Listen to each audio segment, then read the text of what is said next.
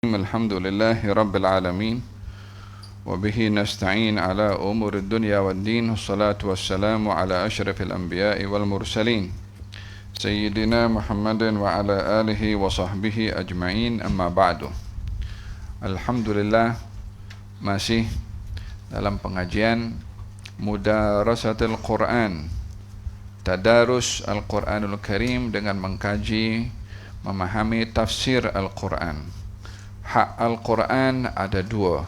Yang pertama, dibaca untuk mendapatkan pahala bacaan.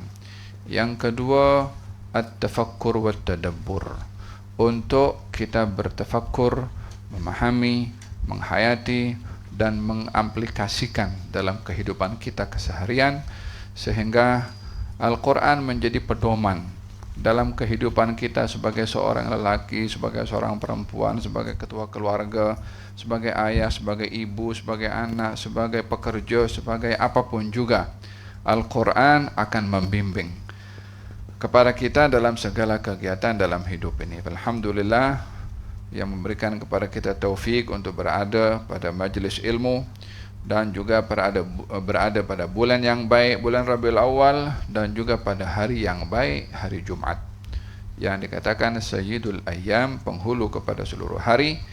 Moga-moga dengan bulan yang mulia, hari yang mulia, majlis yang mulia, Allah berikan kepada kita kemuliaan.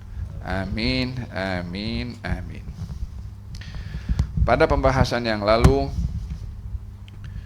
dalam surat Al-Fatah, Allah Subhanahu wa taala menjelaskan dan menceritakan tentang baiat kaum muslimin kepada baginda Rasulullah sallallahu alaihi wa ala alihi wasallam untuk membela dan menuntut hak Sayyidina Uthman ibn Affan yang dikhabarkan kepada baginda Rasulullah kalau Sayyidina Uthman bin Affan dibunuh.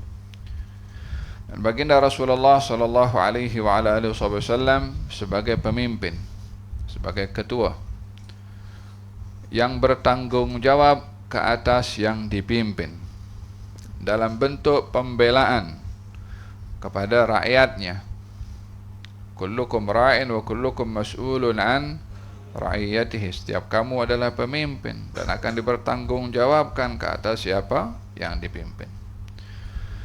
Oleh kerana Sayyidina Uthman bin Affan salah seorang yang dipimpin oleh Rasulullah, ketika dihantar oleh Rasulullah mewakili Rasulullah sebagai duta dan juru runding untuk berunding dengan musuh. Dalam hal ini dalam perang pun ada perundingan, dan juru runding yang diutus oleh dua kelompok yang berperang, juru runding itu dihormati, dilindungi, tidak boleh diganggu, tidak boleh disakiti, tidak boleh dibunuh walaupun sedang berperang dua kelompok, karena tujuan pertemuan ini adalah untuk berunding. Dan dalam undang-undang internasional masa itu, yang namanya juru runding tidak boleh diganggu. Maka ketika baginda Rasulullah menghantarkan Sayyidina Uthman bin Affan untuk berunding, ternyata kabar yang sampai kepada Rasulullah, Sayyidina Uthman dibunuh. Ini pelanggaran kepada undang-undang. Ini penodaan kepada kesepakatan dua kelompok bila berperang tidak boleh mengganggu, menyakiti, apatah lagi membunuh orang yang diutus untuk mewakili kelompok tersebut untuk bermusyawarah atau berunding. Maka dalam hal ini pelanggaran berlaku.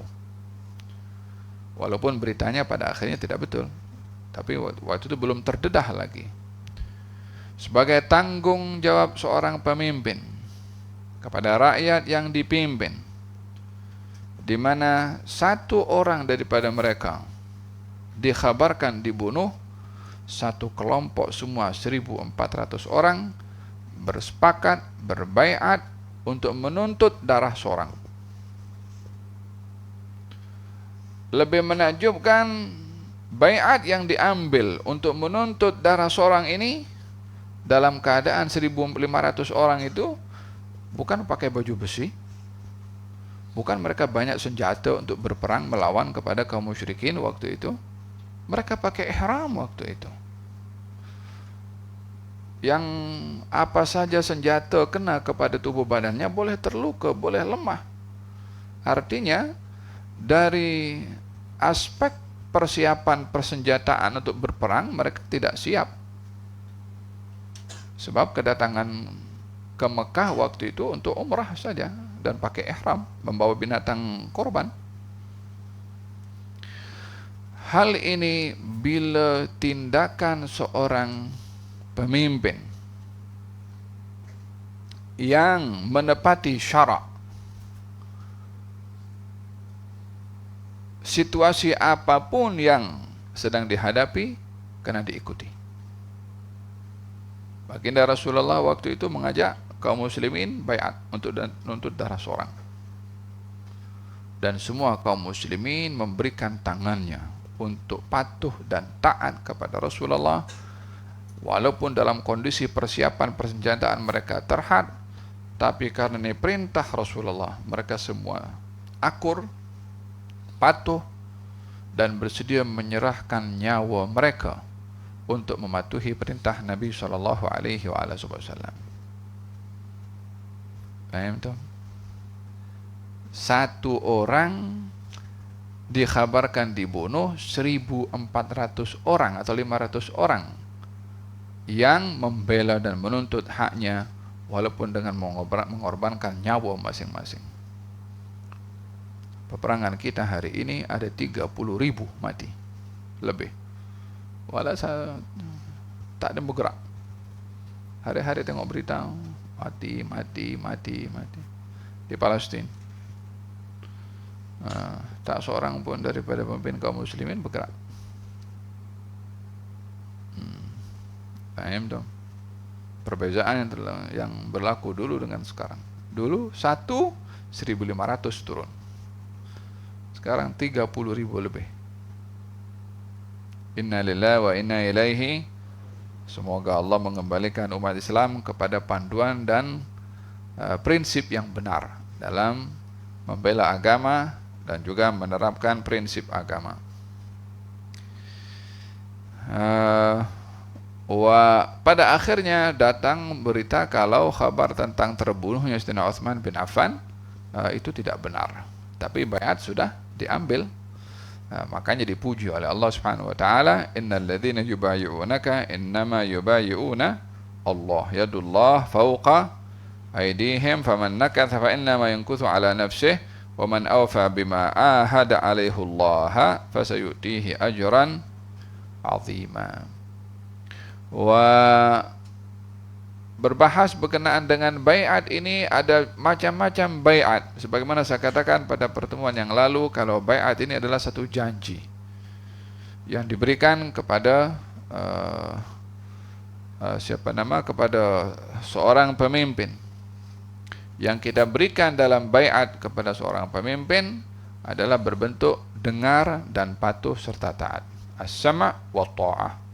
As-sam'u wa ta'ah. Dengar dan patuh, taat. Namun patuh dan taat ini pada batasan yang tidak bertentangan dengan syarak, seperti mana saya jelaskan juga. Ada beberapa situasi di mana baginda Rasulullah mengambil baiat secara khusus. yakni ada baiat umum, ada baiat khusus. Ada baiat namanya baiat perempuan. Bermakna dalam hal ini ada lebih daripada sekali baiat itu dilangsungkan oleh baginda Rasulullah. Ada baiat namanya baiat perempuan, yaitu pada awal-awal dakwahnya Nabi SAW mengajak kaum muslimin berbaiat dengan baiat perempuan. Apakah baiat perempuan? Dasarnya itu adalah akidah dan juga menjaga akhlak. Akidah yaitu menyembah Allah dan tidak menyekutukan Allah. Pada akhlak, tidak boleh berzina, tidak boleh mencuri, dan tidak boleh menodai hak orang lain.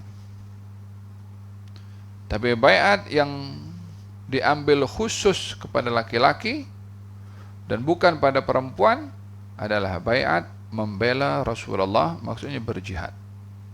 Wajib dalam berjihad itu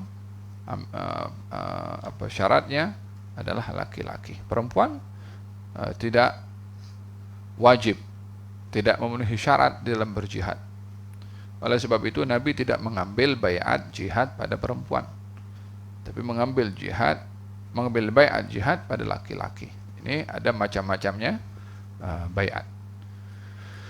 Ada baiat yang lebih khusus diberikan oleh Nabi kepada beberapa orang. Ada 8 orang atau 9 orang waktu itu bersama dengan Rasulullah SAW. Kemudian Nabi bersabda, "Ala tubayi'una Rasulullah?" Tidakkah kamu seharusnya membaiat kepada Rasulullah? Maka 8 atau 9 orang itu terus menghulurkan tangannya.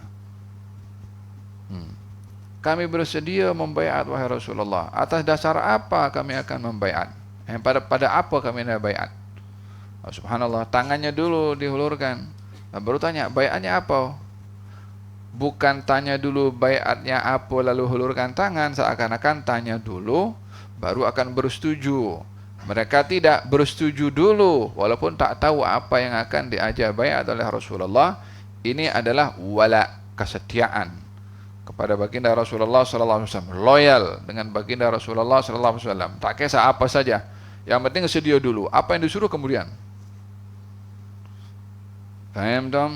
Maka kata baginda Rasulullah, aku baiat kamu untuk tidak menyekutukan Allah dan hendak menyembah Allah dan salat 5 waktu, dan juga hendaklah kamu patuh kepada pemimpin kamu, lalu memperlahankan suaranya. Wala tas'alunan nasa syai'a. Jangan kamu suka minta-minta pada orang. Ya kan? Jadi baiat tadi ada baiat jihad, ada perang. Ada baiat tadi jangan mencuri, jangan berzina, jangan melakukan hal-hal yang menodai kehormatan orang lain. Paham tuh? Ini baiat untuk salat, baiat taat kepada pemimpin. Kemudian ada baiat katanya, kamu jangan suka minta kepada orang lain. Jadi dalam hal ini, walaupun tanpa baiat pun juga tetap perkara-perkara itu adalah wajib untuk dilakukan. Menyembah Allah Subhanahu wa taala walaupun tak ada baiat langsung, tetap itu perkara yang wajib. Tapi baiat ini diambil adalah untuk memastikan, untuk iltizam, untuk prinsip, untuk ada tanggung jawab kepada seseorang yang kita beri janji. Faham dong? Oleh sebab itu kadang-kadang baiat ini dibuat bertujuan untuk supaya orang itu berpegang kepada prinsip. Faham dong? Biasanya kalau dalam turuq sufiyah ada baiat yang dijadikan wasilah untuk antara murid dengan guru, ada prinsip yang ditetapkan dan prinsip itu tidak bertentangan dengan syarak untuk dia iltizam dalam prinsip itu, dalam amalan itu. Nah, hada berkenaan dengan baiat. Naam. Wa man awfa bima ahada alaihi Allah fasayutihi ajran azima. Dan barang siapa yang memenuhi apa yang sudah diambil janji kepada Allah, maka Allah akan memberikan kepadanya pahala yang besar. Dan sebesar-besar baiat adalah baiat manusia kepada Allah Subhanahu wa taala ketika Allah bertanya kepada manusia dalam Al-Quranul Karim. Allah berfirman, wa idh akhraja rabbuka min bani adama min zuhurihim dzurriyyatahum wa asyhadahum ala anfusihim alastu bi rabbikum qalu bala syahidna.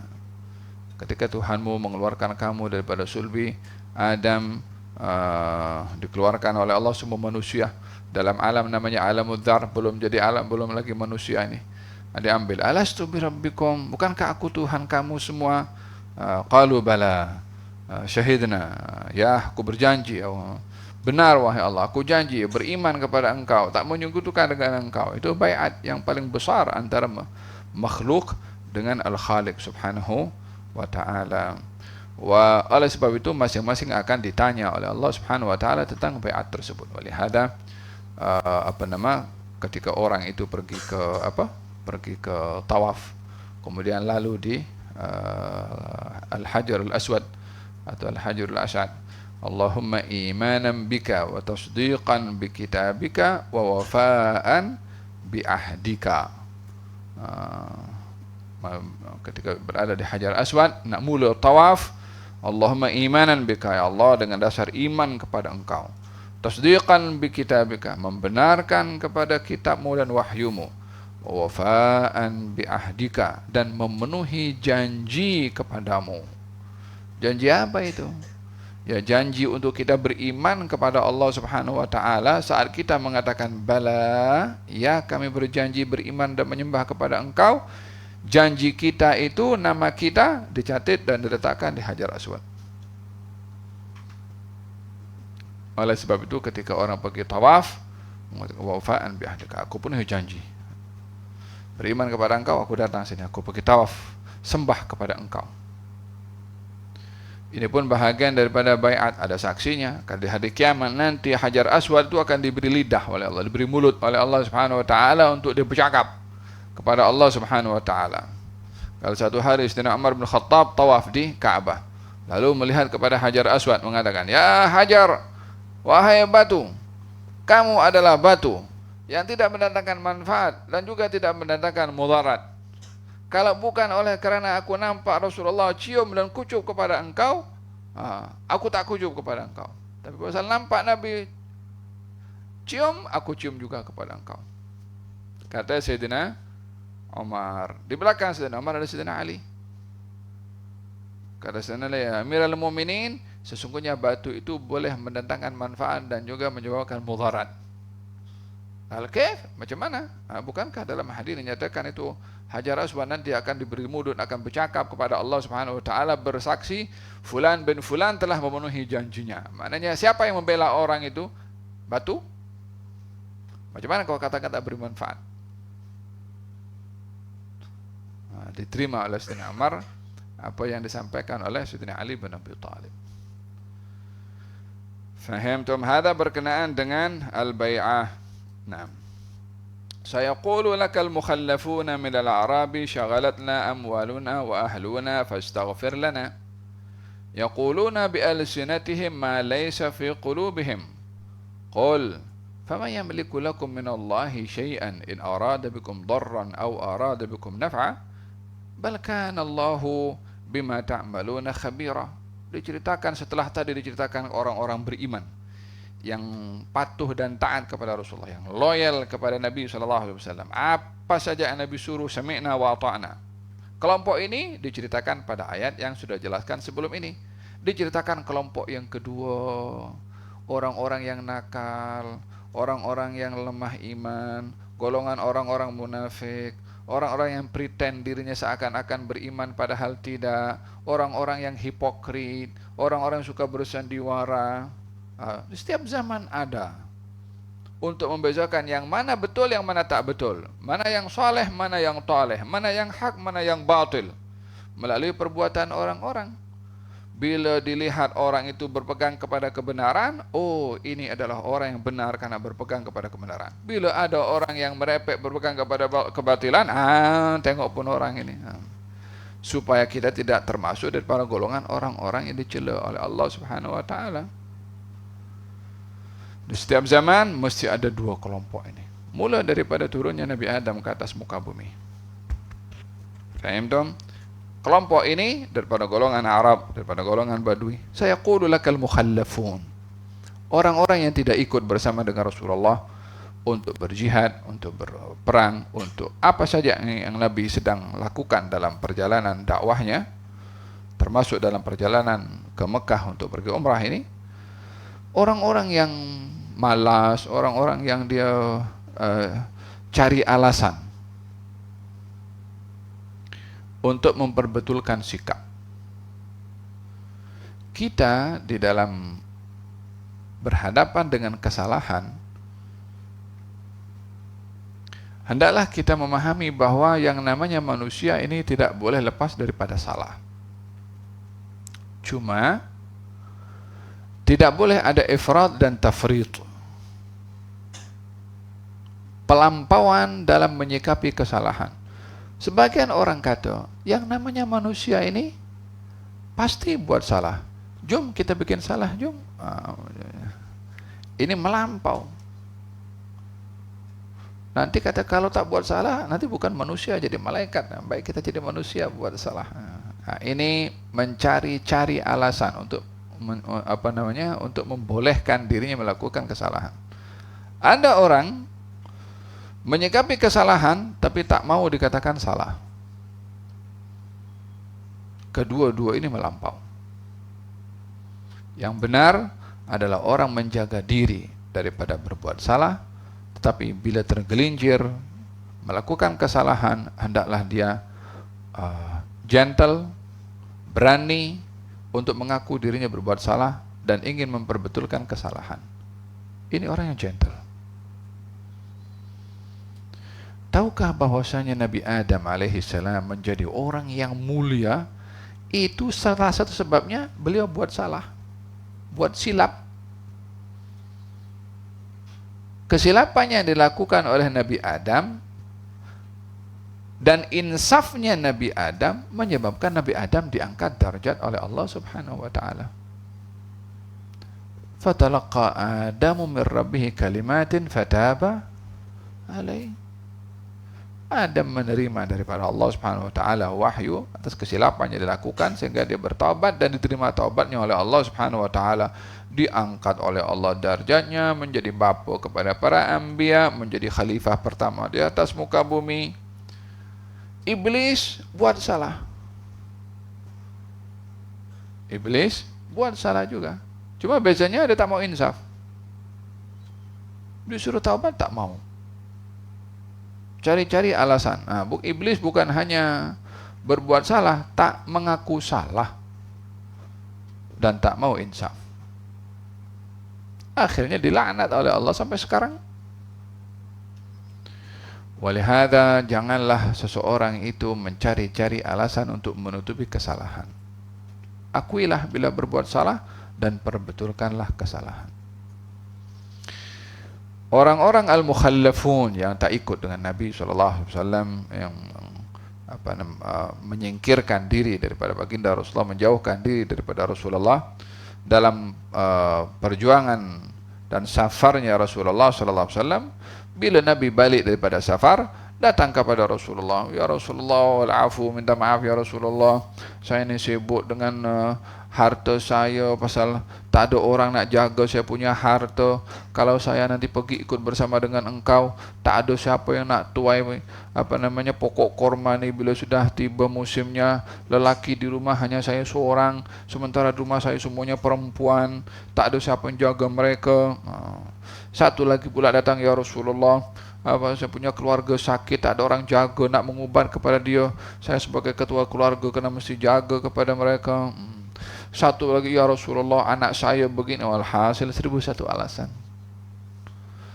Ada yang datang kepada Rasulullah, ya Rasulullah, janganlah engkau ajak saya ikut perang dengan engkau melawan kepada orang-orang kaum musyrikin wala kaum Rum ini, sebab Rum ini ada kalau berperang dia bawa perempuan-perempuan dan saya nanti akan tergoda dengan perempuan-perempuan. Ya Allah, 1001 alasan. Nabi berpaling daripada kata-kata. Tahu munafik, hipokrit, sandiwara. Jadi di sini diberitahukan oleh Allah Subhanahu wa taala supaya kita tidak menjadi orang seperti itu. Muak tengok orang kalau bersandiwara dan tak gentle. Fastaghfir lana ya Rasulullah, minta kepada Allah supaya ampunkan kami. Tipu Nabi, kemudian memperdaya Nabi dengan alasan yang tak masuk di akal, lalu masih boleh kata mintakan ampun kepada Allah untuk saya. Allah berfirman tentang mereka, yaquluna bi alsinatihim ma laysa fi qulubihim. Mereka cakap di mulut saja, hati mereka tak ada apa yang sebenar apa mereka kata itu. Berapa ramai zaman kita sekarang kalau berkata mulutnya manis, kalau berbicara meyakinkan, sehingga kalau menyampaikan kata-katanya orang yang mendengarnya macam sudah nak berjuang membelanya, padahal dalam hatinya innalillahi wa inna ilaihi rajiun. Faham tum? Yaquluna bi alsinatihim ma laysa fi qulubihim. Nah, dijawab oleh Allah Subhanahu wa taala. Ini golongan orang yang cari-cari alasan tadi ini takut dengan kematian. Kalau berjihad bersama Nabi, nanti saya mati macam mana? Siapa yang nak jaga rumah tu? Kalau saya mati nanti macam mana nak happy-happy kita ni? Kalau saya mati nanti macam mana nak menikmati kedudukan? Ya kan? Yang menyebabkan mereka tidak ikut bersama dengan Rasulullah karena takut mati. Itu sebab utamanya. Tapi ketika jumpa dengan Nabi, tak kata, ya Rasulullah, saya tak ikut karena saya takut mati. Keluarga saya sakit, anak saya sakit, harta saya tak ada orang jaga.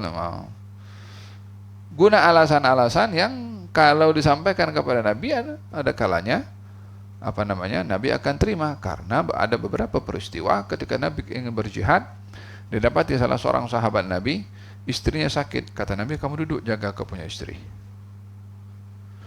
Ada sahabat dalam satu peperangan ketika ingin ikut bersama dengan Nabi, didapati orang tuanya sudah tua, tak ada siapa yang jaga orang tuanya. Katanya, berjihadlah kamu dengan menjaga orang tua kamu.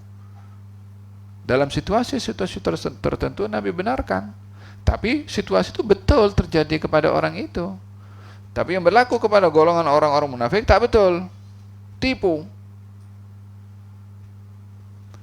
Sementara mereka ketika berjumpa dengan Rasulullah, cari-cari alasan seperti ini dengan dakwahan, Nabi tak tahu, Nabi boleh kena tipu, Nabi boleh begini.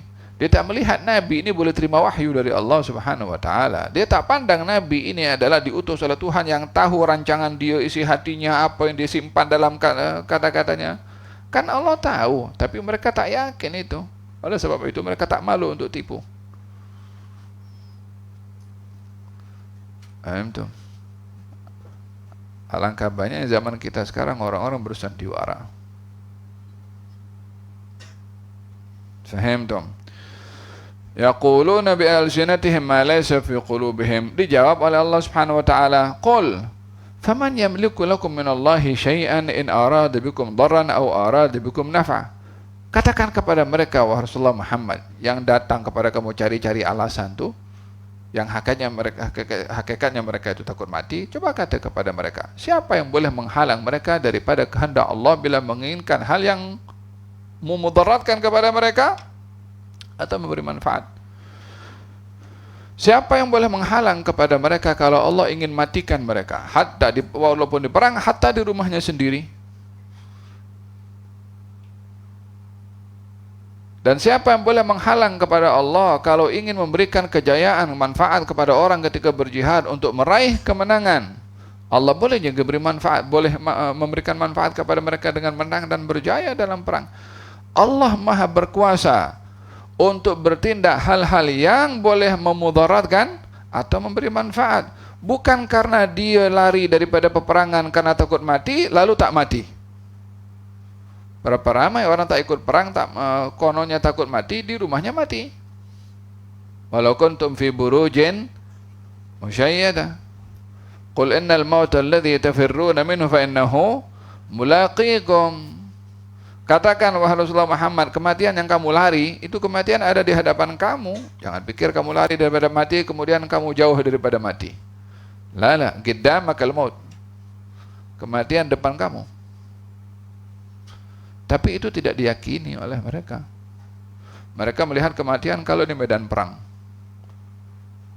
Paham tuh? Lalu ada di zaman Nabi Sulaiman, ada orang duduk sedang bersama dengan Nabi Sulaiman. Tak lama daripada itu seorang datang dan duduk sebelah Nabi Sulaiman. Orang yang lambat datang ini tengok kepada salah seorang yang hadir dalam musyawaratnya Nabi Sulaiman. Satu orang tadi pandang dengan pandangan tajam. Sampai selesai, orang itu pun pergi. Orang yang dipandang datang kepada Nabi Sulaiman. Ya Nabi Allah, siapa orang di sebelah engkau tadi itu? Dia pandang aku lain macam. Katanya itu malaikat maut. Oh, dipandang malaikat maut. Kalau malaikat Jibril tak apa. Pandang malaikat maut ini kan apalagi ya. Kata Nabi Sulaiman, kata orang lelaki, ya Nabi Allah, biarlah aku jauh daripada orang itu ya, sampai jumpa lagi. Bawa aku ke tempat yang jauh supaya tak berjumpa lagi. Kononnya kalau pergi menjauh, tak didekat, tak dihampiri oleh malaikat maut. Macam malaikat maut ada kampung yang dia tak boleh pergi ke sana. Dia pergi dihantar pergi ke satu tempat, malaikat maut dah standby kat situ. Dia cabut malaikat maut. Patah balik malaikat maut bagi jumpa Nabi Sulaiman. Aku datang kepada engkau tadi. Aku nampak orang itu hadir. Dalam catatan orang itu kena cabut nyawanya di tempat yang kau hantar tu. Tak ada yang akan terlepas masanya, waktunya, tempatnya. Wa ma tadri nafsum madza taksibu ghadan wa ma tadri nafsum bi ayyi ardin tamut. Tak ada siapa yang dapat tahu apa esok akan dapat rezeki, dan tak ada siapa yang tahu di mana dia akan dicabut nyawanya. Mungkin ketika sedang rukuk, sedang sujud, sedang baca Quran, sedang hadir majelis ilmu yang begitu-begitu bagus, jangan sampai tengah mengumpat kemudian malaikat datang. La ilaha illallah. Jangan sampai tengah buat mungkar. Barang siapa yang ingin meninggal dunia dalam keadaan yang baik, lazimkanlah keadaan itu. Dan barang siapa yang ingin terselamat meninggal dunia dalam keadaan yang tidak baik, hindarilah perbuatan itu. Qul faman yamliku min Allah faman yamliku lakum min Allah syai'an in arada bikum darran aw arada bikum naf'a bal kana Allah bima ta'maluna khabira. Allah Maha mengetahui atas apa yang kamu lakukan. Walihada seorang bernama Ka'ab bin Malik. Ka'ab bin Malik ini salah seorang yang tidak hadir dalam peperangan Badar. Dalam peperangan Tabuk. Disebabkan oleh kerana beliau sedang menunggu pokok kormanya itu berbuah dan ingin dituai. Waktu itu ada arahan daripada Rasulullah untuk pergi keluar berjihad. Maka kaum muslimin semuanya ikut dalam satu pasukan dan bergerak bersama dengan Rasulullah. Ka'ab bin Malik mengatakan, esok saja aku gerak, biar Nabi berangkat hari ini, esok aku pergi menyusul baginda Rasulullah. Datang hari esok, dipikir ini korma ini macam mana ya. Waktu itu musim panas dan musim korma. Dia kata nak jalan, nak kejar Nabi, nanti siapa nak jaga pokok korma ini. Lusa saja, esok lagi. Tunda hari kedua. Maknanya Nabi sudah bermusafir, sudah 2 hari masuk hari kedua. Masuk hari kedua, dia kata, esok saja. Sampailah berlalu waktu, sampai pada akhirnya khalas. Kalau aku nak kejar Nabi sekarang, tak akan mungkin dapat menyusul baginda Rasulullah. Sudah selesai sana, atau Nabi dah on the way balik. Jadi tak ada guna nak kejar. Sampailah Nabi balik ke Madinah. Maka baginda Rasulullah jumpa dengan kaum muslimin yang ada di Madinah yang tak ikut, termasuk ada di situ kaum munafikin. Kaum munafikin cari-cari alasan yang macam tadi itulah, sama macam-macam alasannya, dan Nabi pun menghukum secara zahir. Apa yang mereka simpan dalam hatinya yang tipu, itu serahkan kepada Allah Subhanahu wa taala. Sampai giliran kepada Ka'ab bin Malik. Kenapa kamu tak ikut? Ka'ab bin Malik ketika datang kepada Nabi tengok sambil senyum, tapi senyumannya senyuman orang marah. Ada senyuman orang senang, happy, ada senyuman orang marah. Yabtasimu ibtisama mughdib. Senyum tapi dapat dilihat makna senyuman itu senyuman marah. Kan orang senyum macam-macam, ada senyum sinis, ya kan? Ada senyum perli. Maka ditanya oleh Nabi, kenapa kamu tidak ikut Kali ya Rasulullah, saya tidak ikut sementara saya dalam keadaan yang paling sehat dan mampu untuk bersama dengan engkau. Tak ada sebab. La sakit wala apa. Jujur. Dia beritahu. Dia tak mau hipokrit macam yang lain tuh. Kata Nabi, kalau begitu tunggu hukuman yang akan diberikan. Keluar itu siapa namanya, Ka'ab bin Malik, didekati oleh teman-temannya. Ya Ka'ab, kenapa kamu beritahu betul-betul kepada Nabi? Nanti kamu kena hukum. Bagi tahu tipu sikit, nanti kamu taubat kepada Allah Subhanahu wa taala. Karena dengan Rasulullah tidak.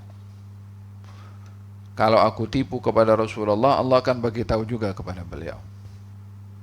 Untuk apa aku nak tipu? Aku cakap betul-betul. Datang perintah Nabi SAW, kaum muslimin, bagi tahu ya, jangan ada seorang pun yang bercakap dengan Ka'ab bin Malik. Ada 2 orang lagi lah. Dipulaukan, dikucilkan tengah-tengah kaum muslimin di Madinah, sehingga tak seorang pun jumpa dengan Ka'ab bin Malik, la cakap wala apa, wala salam pun juga. Kalau pergi kedai beli barang apa, dilayan beli barang apa semua macam tu je. Dia tak ada كيف حالك بخير طيب ايش اخبارك انت, tak dipedulikan. Semuanya taat kepada Nabi SAW. Ka'ab bin Malik datang dalam majelisnya Nabi SAW. Mau hadir silakan, mau keluar tak ada masalah. Yang dilarang untuk bercakap. Ka'ab bin Malik keluar juga, datang juga. Hatta hadir dalam majelisnya Nabi, tak seorang pun bercakap. Kata Ka'ab bin Malik, saya hadir majelis Nabi dan saya ucapkan salam kuat-kuat. Assalamualaikum warahmatullahi wabarakatuh. Saya ingin tengok Nabi jawab tak salam saya. Bibirnya gerak atau tidak. Sampai begitu. Saya pandang kepada Nabi, dia tak pandang kepada saya. Kalau saya tunduk ke bawah, Nabi pandang kepada saya. Kalau saya angkat kepala, tengok Nabi sedang pandang saya, dipalingkan wajahnya macam tu, buang muka. Oh.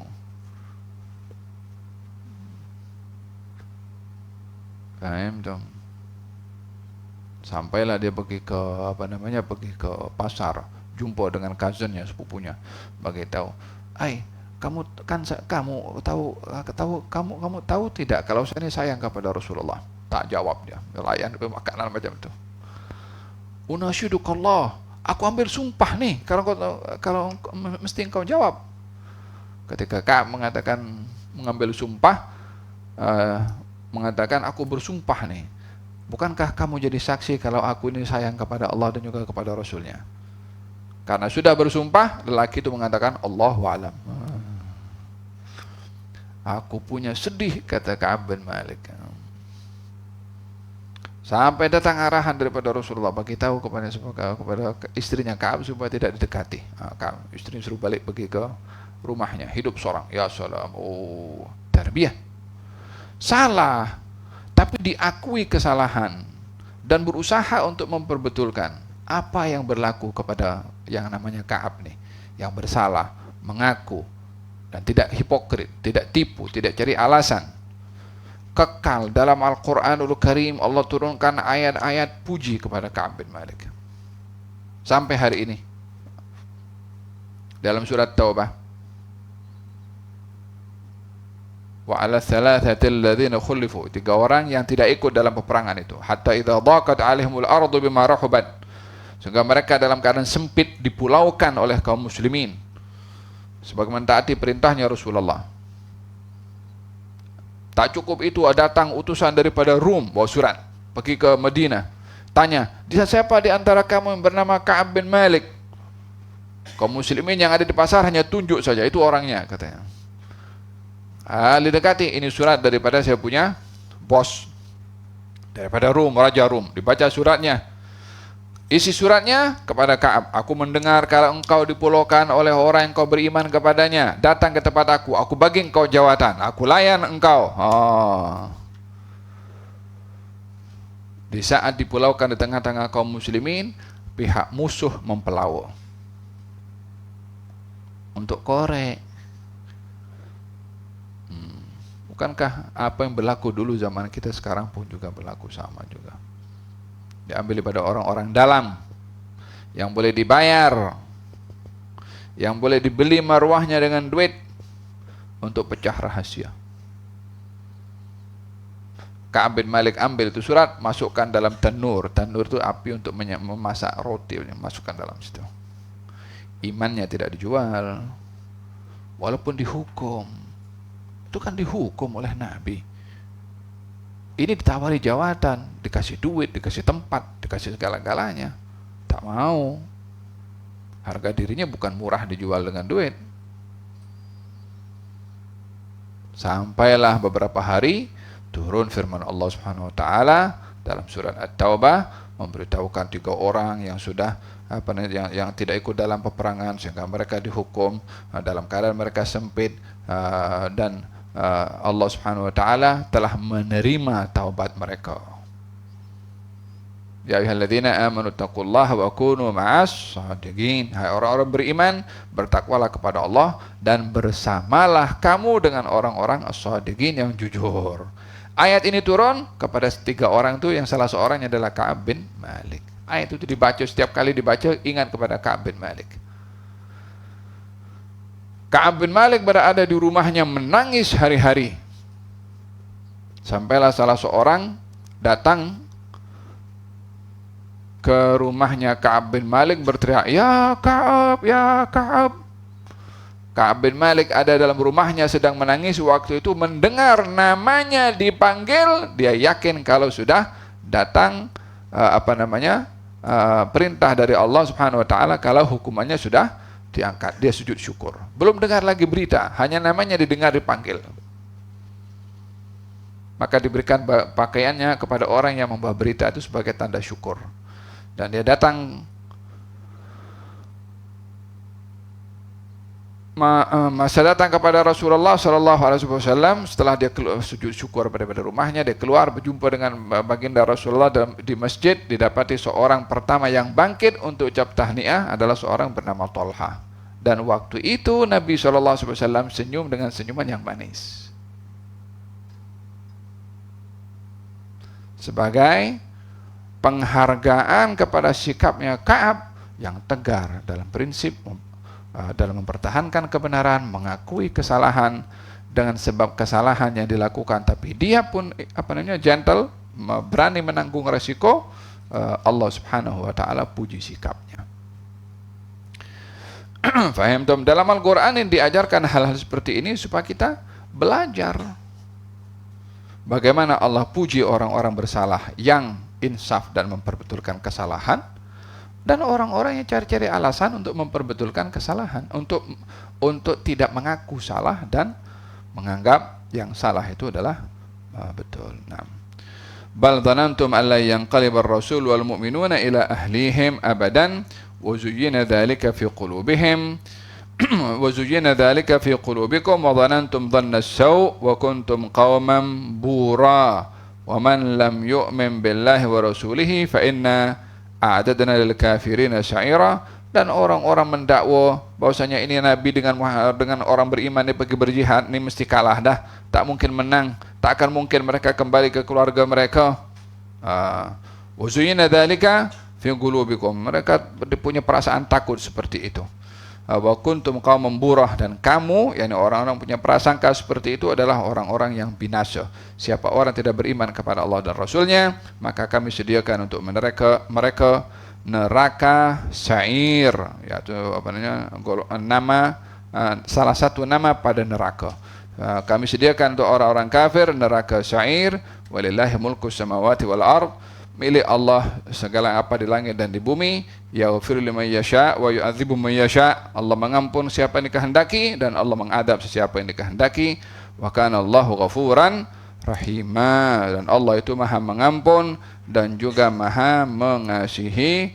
Wahai yang maha mengampuni, wahai yang maha mengasihi, ampuni dosa-dosa kami, rahmati kami, jadikan kami orang-orang yang sentiasa berada dalam kebenaran dan menginsafi kesalahan, untuk kami membetulkan kesalahan untuk tidak melakukan salah sekali lagi, dan sentiasa menjadi orang yang bertaubat kepadamu ya Rabbal Alamin. Lindungi kami daripada sifat munafik, lindungi kami daripada sifat hipokrit, lindungi kami daripada mencari-cari alasan untuk memperbetulkan atau untuk tidak mengaku bersalah. Ya Rabbal Alamin, jadikan kami orang bersalah yang bertaubat kepada Engkau, untuk Engkau anugerahkan kepada kami taubatan nasuha dan darajat yang tinggi. Amin, amin, amin. Bismillahirrahmanirrahim. Al-Fatihah ila hadratin Nabi. Bismillahirrahmanirrahim. Ar-Rahman Ar-Rahim. Maliki yawmiddin.